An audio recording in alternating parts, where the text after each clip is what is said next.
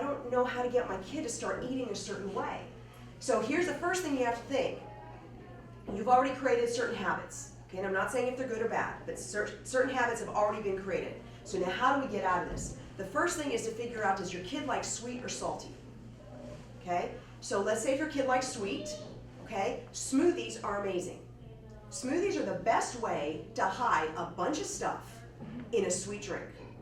And you sweeten it strictly by the fruit, by berries, by strawberries, by blueberries, by blackberries, whatever. You sweeten it with the fruit, and in that same smoothie, you can put hemp seeds and chia seeds, and you can put walnuts, and you can put I put spinach in mine. Mine's always green. Nash calls it the Incredible Hulk drink. He has no idea that there's spinach and kale and everything else in it, because when you taste it, you don't taste that green stuff, you taste the sweet.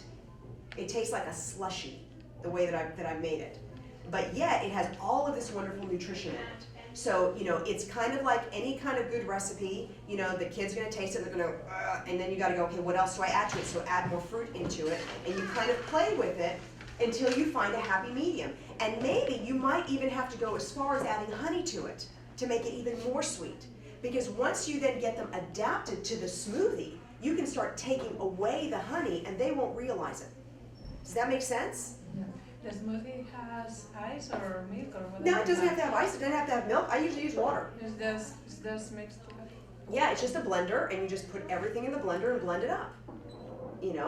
And if you have a Vitamix, even better, because the Vitamix like liquefies it.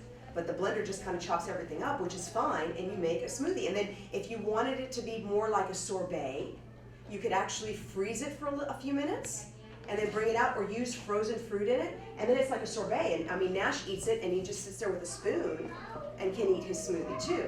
So I've created all these different smoothies, and they have all sorts of different stuff in it. And if I sit here and tell you everything that's in it, you're gonna go, oh. But then if you tasted it and I didn't tell you what was in it, you'd be like, wow, this is really good.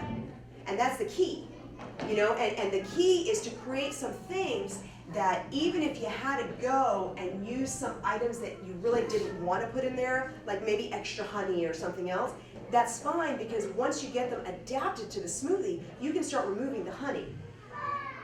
And then they'll get just the smoothie at some point, and they'll never know that you took that honey out of there.